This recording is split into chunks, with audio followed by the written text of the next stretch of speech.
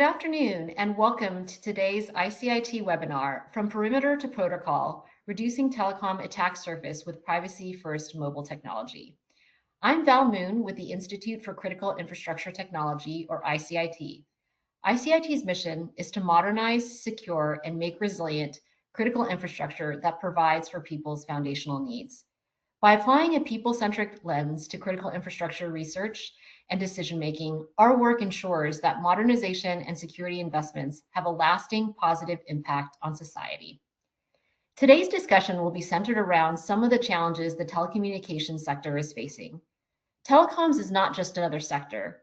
They're a force multiplier for every other critical function: emergency response, military readiness, commerce, and the continuity of government. Over the last year, the public sector and the telecom ecosystem that supports it has been forced to confront a harsh reality.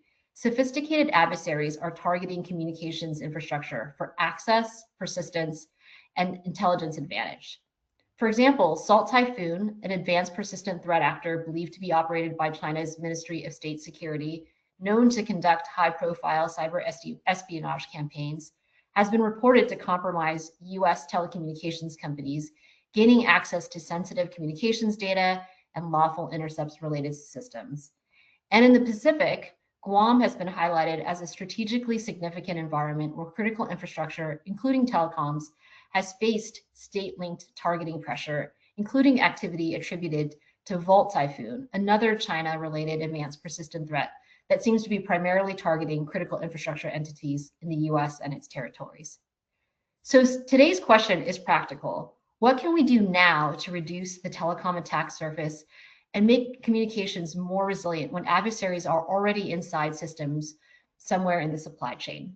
And to help us explore this question, we're joined by Iranga Kahangama from CAPE. Iranga leads strategic growth in Asia Pacific for CAPE, a privacy, security, and resilience-focused mobile carrier and telecommunications company. Before joining CAPE, he was the Assistant Secretary for Cybersecurity at the Department of Homeland Security, where he led efforts to combat nation-state cyber threats. And prior to DHS, he served at the White House National Security Council as Director of Cyber Incident Response, where he authored Executive Order 14028, improving the nation's cybersecurity. He also led the White House response to the cyber intrusions of SolarWinds, China's campaign into Microsoft Exchange servers, and the Colonial Pipeline ransomware attack. He began his career at the Federal Bureau of Investigation, working on cyber and technology-related matters. He's a graduate of the Harvard Kennedy School of Government, and I've had the pleasure of working with Iranga at the FBI, NSC, and DHS. So I'm very excited to have him join ICIT for this discussion. So before we dive in, though, I want to level set with one idea. Even when message content is encrypted, metadata and identity signals in telecoms can still create risk. Location tracking, persistent identifiers, carrier compromise, and SIM swapping. CAPE has been described as a privacy-first mobile carrier. It has worked with US military, but in particular with the Navy, on a pilot effort in Guam and partnerships in the regions focused on more secure connectivity. So today, we'll focus on how privacy-first design can serve as a security control and not a nice-to-have. So, Iranga, from your perspective, what did incidents like Salt Typhoon reveal about the structural weaknesses in telecoms, and especially the parts that don't get fixed by traditional perimeter security? Thanks, Val. Well, first, just thank you to ICIT for having me. It's a pleasure to be here to talk to your user base and partner up with you again after many years working together in government. So thanks for the invite. As you mentioned, CAPE is really a privacy, security, and resilience-focused telecom that's built off a software stack. And what we have really prioritized at CAPE is being able to be a little bit more forward-leaning when you look at the concept of security for the telecom. As you mentioned, it's a force multiplier, and oftentimes, I think the misconception is, you've put Signal or VPN or another security app on your device, for instance, and that's really, held you in security for your network. But in reality, what we know is that the intrusions and the ability to glean information from nefarious actors runs a lot deeper, right? It runs at the entire network level. And so what we see from Salt Typhoon are intrusions and penetrations into major telecom systems, and that allows the adversary to get things like your IMSI, your unique identifier assumed with your subscriber ID. There's call data records, which are kind of like the, person X called person Y at the timestamp of your choosing, and then, other personal information. So I think what we have learned, is a privacy-oriented organization is a couple of things. One, we're not monopolizing and selling your data, so we don't even collect it to begin with, right? And so this is the idea that if someone is somehow intruding upon your network, if you don't even have the data to begin with, that is obviously going to ensure your privacy. Now, that being said, we're still a security company, so we don't expect intrusion either. So what we have done is built our own mobile core in the cloud. And for those that aren't as familiar, your mobile core is kind of like your operating system for your telecom business, right? It's the systems that allow you to authenticate and add users to your network, to signal and send messages, to control billing and things like that. We built that all in-house. And I think part of the mindset around that is if you look at things like Salt Typhoon, they're breaking into really old legacy telecom systems, right? These are systems that have quite dated infrastructure. And we also recognize that there is a significant relationship and reliance on third-party vendors. And these can often be vectors for how intrusions can occur. And so what Cape went about doing is trying to do as much of that in-house as possible. So by building our own core, we think we have a very good engineering team here.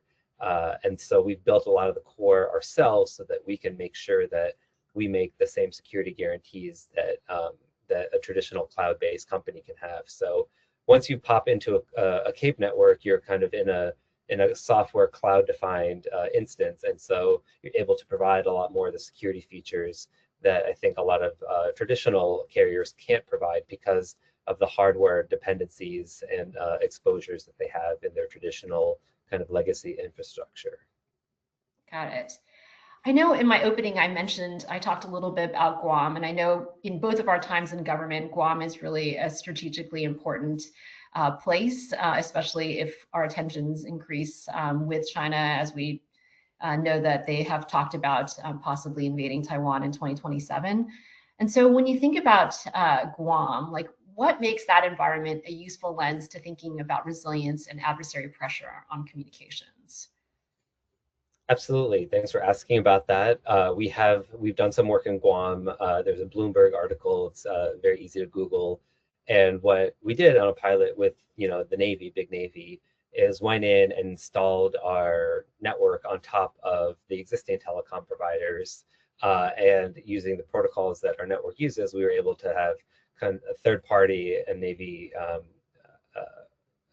confirm that there is standoff between the underlying carrier and Cape's network, right? So that you can operate securely on Cape's network. And I think what this really shows is from a geopolitical lens, from a security lens, from a government defense lens, you can think about really important strategic areas like Guam that are going to be really important for any kind of tension in the Indo-Pacific, and create the ability to have secure communications. And I think that really takes a couple of different aspects, right? I think there's obviously the ability for a soldier or a sailor to hop on a network and operate securely so that they know their information can't be tracked, right? That's your typical digital force protection kind of concept, which I think Cape is certainly in line with. But I think there's also broader security implications that you can actually derive from operating in a place like Guam. I think one of the major issues is going to be the fact that we have the ability to apply our network and allow for edge networks to operate more securely. When I mean edge networks, I'm talking about sensors and modems and routers, which are often connected to the internet, but in really, really old legacy type of big infrastructure projects, right? So the concept of can you put those sensors and transmit data over secure cellular networks when we operate in places like Guam so that we can ensure that the data is flowing back and forth between users really well. The same goes for like the command and control of autonomous systems, right? The way militaries and governments are increasingly upgrading their systems, it's through IoT devices, whether that's, a drone or any other type of device. It's becoming autonomous. And so when you think about what network, I think people in the defense concept often like to build the robot without thinking about what the robot is connected to. And I think we are what's it connected to. And we can operate and allow for that C2 to also occur in a very secure manner. So thinking about these different use cases in areas of strategic importance really aligns with, I think, what we would like to do in a place like Guam.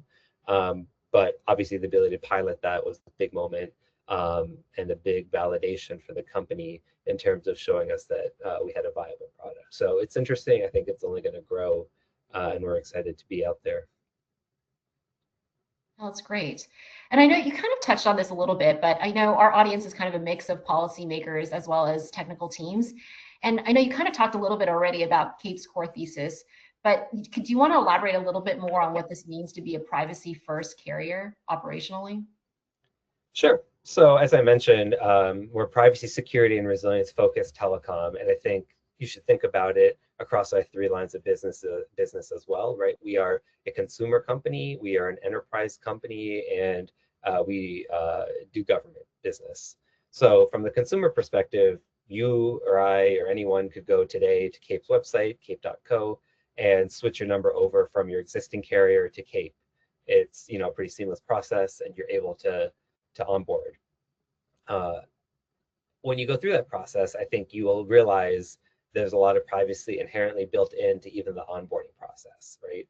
What I mean by that is we're not even going to collect your social security number. We're not going to collect all of the other metadata that I think traditional carriers collect and can often monetize. We are going to ask for the minimum amount needed in order to get you active and rolling. And then we can work with you to make sure that we are kind of fulfilling all the privacy capabilities that we have with various features, such as encryption of SMS, of protection against SS7 attacks, and other kind of security-oriented features, including IMSI rotation, which is the ability for Cape to rotate the unique identifiers on your phone so that even if the network is attacked, someone that's monitoring the network cannot necessarily correlate an account with a device, with a user, and make that pattern of life a reality. On the enterprise side, we also provide services to companies and oftentimes are working with places like the CISO's office or the CEO VIP high-risk traveler type of demographic, where we want to make sure that we can provide obfuscated comms. We've noticed in an enterprise setting that enterprise holders are often thinking about, what the mobile device management system is, what the VPN is, for the corporate network, what messaging apps will be done if you're going to add Signal or anything else. And those are all great security features. I'm a former cybersecurity practitioner in the government. And so while we endorse those, I think that only looks at device and session layer security. And oftentimes we found that corporate entities aren't thinking about broader network security, right? How are you ensuring that these devices that are traveling around the world, connecting to whatever tower they can geographically, are going to be secure and right and not tracked and not pilfered to get your intellectual property taken off of them? And I think VPNs and others do very good on a per session data basis, but we all know that the network can be compromised, and the network reveals a lot of information that I think you otherwise wouldn't be thinking about. And then finally, on the government side, we're a security-oriented business where we want to help ensure that our government customers have the same type of security and protections, where we know nation-state adversaries are actively targeting networks, telecommunication systems in order to geolocate and in order to identify what devices you're going on. At the end of the day, I wasn't in the military, but I feel like it's probably safe to say even if the government issues you a device, you probably have your personal one somewhere on your body as well. And so we're seeing a world where basically the operators of the world and government aren't never going to fully detach themselves from their digital devices. So how do you really think about making sure that the devices they do use are inherently secure with minimal user intervention? Because we all know that a feature is only as good as someone who turns it on. And so I think a lot of our features are also, by being at the network layer, offer you security services without necessarily needing to have many interventions. And so it's this kind of scaled and layered approach depending on who our customer base is how we apply certain features, but they're all based in a grounding of privacy, security, and resilience, which I think becomes a lot easier when you end up just running a lot of the network yourself. No, that makes sense. And I know you mentioned this already as one of the ways that CAPE differentiates itself as far as being able to obfuscate where users are, and this idea of identifier rotation that you talked about. So what problem does that solve, and what threat class does that meaningfully disrupt? And as you mentioned before, I think you're saying that a lot of these features are by default, right? Like, so this is a by default feature if you decide to sign on to CAPE. Just correct. That's correct, right? I'm understanding you correctly? Okay, great. Right. Right. But yeah. So yeah, so maybe I'll Yeah. step back and talk a little bit about how identifier rotation works. At the Yeah. end of the day, every user has a SIM card, right? And the SIM card Mhm. is what's used to activate and operate your phone. That SIM card has something called an MZ, which is International Mobile Subscriber Identification Number. It's a unique identifier, and this is how a cell tower or a cell network identifies you on their network, so that you can say, yes, that is an MZ that belongs to my network. Please attach it to this tower, and then go about operating your device on the network. So most carriers assign a fixed MZ, and that stays with you for the entirety of your life on the account, right? Think about how long you may have had your current phone number. You might have had it for like 2 decades at this point. So you've been floating your phone through a network for 2 decades with the same exact identifier. And that's something that the carrier knows. That's something that ad companies and advertisers can know. This is all commercial information that you could buy with pretty easily open source tools. But at the same time, that means it allows adversaries to track where you're doing it. If an adversary has access to that same MZ, it can know your pattern of life, your favorite places, where you like to go. If that's a certain government building every day, maybe they associate you with a government agency. If that's an advertiser and you're pulling into the Starbucks parking lot every day, then maybe they know what your coffee timing and presence is. So it really ranges in the uses, but at the end of the day, it's using your unique identifier to create these assumptions for whatever purpose they want, be they nefarious or not. So for ours, we are able to uh, rotate that identifier. We can break that pattern of life analysis, because our subscribers are not going to be associated with one MZ for the entirety of their service. So it's going to make it far more difficult for anyone to track what you're doing and what you're going in any kind of situation. Got it. So you talked about the different lines of effort that, or the different business lines that CAPE has, and if we look at the enterprise level, I'm kind of curious, and you think about government operations, and inside government, there's lots of compliance regulations within. We both worked at the FBI, and we know that they only use certain Yeah. mobile carriers because of certain compliance regimes that they had to follow. So if an entity like that would decided to switch over to CAPE and use them as their main carrier. Like what's the adoption pathway look like for the first 30, 60, 90 days? And how are you overcoming some of those internal regulatory, or I don't know if regulatory is the right word, but internal compliance issues, right? That many agencies have. Yeah, I would say it's a combination of compliance, of regulatory, and frankly, acquisition. Contracts. There's a lot of contracts that exist where um, they're they're we're dealing with, for instance, the Department of Defense has a contract. It's called Spiral 4. It's the main vehicle with which you can provide mobile services to a company or to a DoD entity, and it's just based off of lowest price. And so, we are a premium service. We cost a little more, but that's because we believe we are providing a significant, security benefit.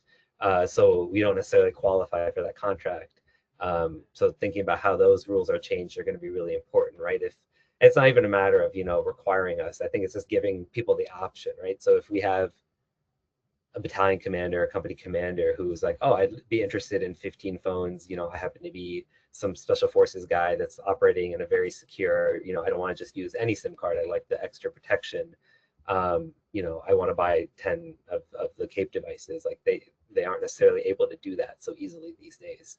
So, you know, we are working to try and fix those types of issues because I think mobile technologies have been quite, you know, ubiquitous with a lot of the main carriers for a long time. And so I think disrupting that industry is obviously a little challenging. But at the end of the day, we can move pretty quickly. We do pilots. We have worked with a number of different government agencies, both on the military side and the civilian side, where we're able to demonstrate and pilot a program where we are using your device, where you can use our devices. You know, you can use our SIM cards. You can put our SIM cards in anything, you know, from a sensor to a modem to a drone to a USV.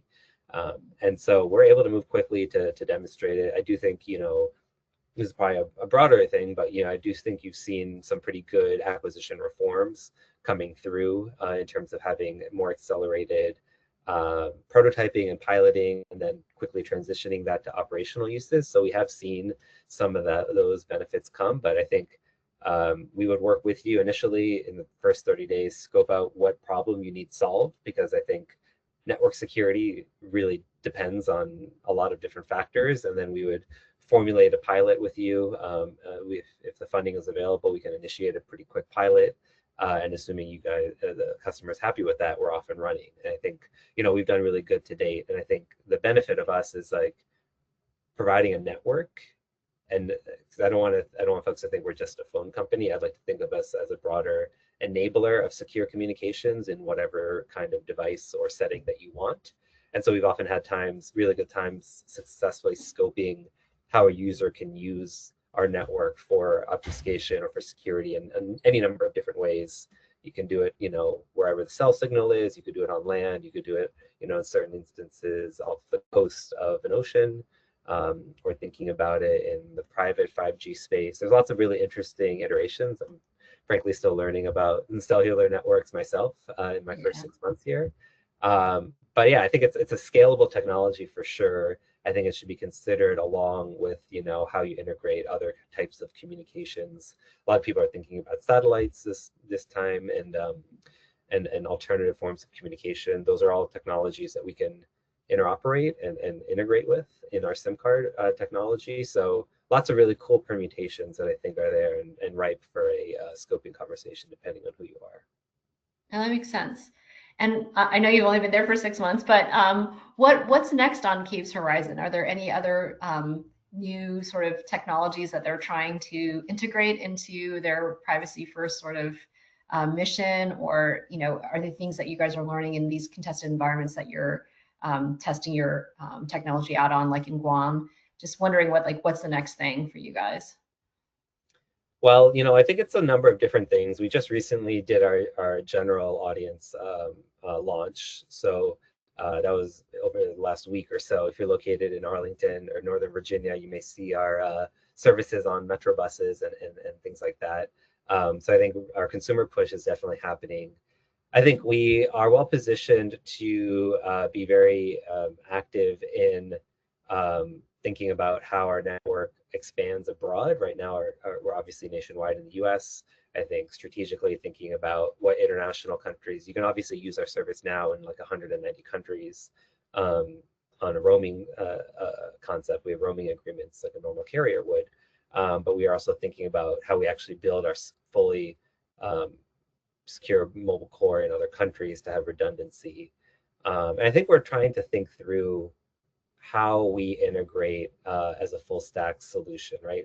In the sense that we want to be able to work with satellite providers, with low Earth orbit communications, and being able to integrate. There's some interesting direct to cell type of technologies that currently exist in the satellite space as well. So I think thinking through what strategic partnerships look like. And then I think, you know, as I mentioned earlier, in the defense and security space, anything with a SIM card, you know, with a little bit of engineering work can be put on our network. And so we want to be able to think about where the world of autonomy is going, right? Whether it floats, it flies, whether it detects signals, whatever it's doing, I think, you know, it's in range of cell networks, and we can do some interesting things to extend those ranges.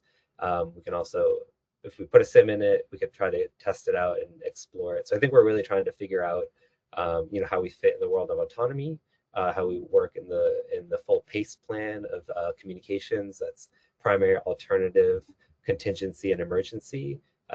Oftentimes, I think we believe that cellular technology should be the primary form, but we also recognize that in the strategic environments, you need to be able to degrade your network gracefully and go from one technology, one communication platform to the next, to the next, to the next, right? If you're in an environment and then the cables are cut, or if a satellite is jammed, like how do you fail over gracefully? And I think doing that all on a SIM card, on one SIM card, using the existing handheld structures, like the phones already exist. We can't hand out new devices every time. Yeah. So thinking through how that works gracefully is something that we're doing a lot of work on as well. Well, super interesting.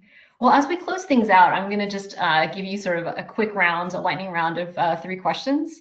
So what's one misconception leaders have about telecom security after Salt Typhoon?